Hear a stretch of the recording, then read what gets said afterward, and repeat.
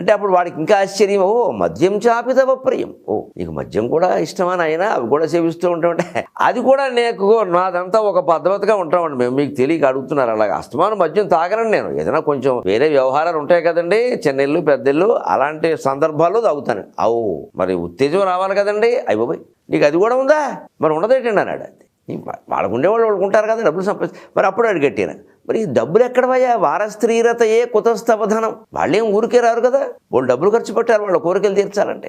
నీకు డబ్బులు ఎక్కడ తింటా, దానికి ఏముందండి 100 రూపాయలు ఉన్నాయి. చౌర్యేణ ద్యూతేనవా, దొంగతనం చేస్తామండి.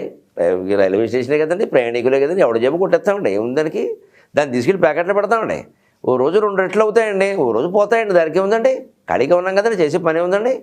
అయ్యి బాబోయ్ అంటే ఇప్పుడు ఎన్ని ఉన్నాయి చూడండి, మాంసం, మద్యం, వారస్త్రీరతి, దొంగతనం, పేకాట, ఇన్ని ఉన్నాయి. అప్పుడు ఏమిటంటే ఓ ఇక చివరిగా అడిగాడు, అయ్యి బాబోయ్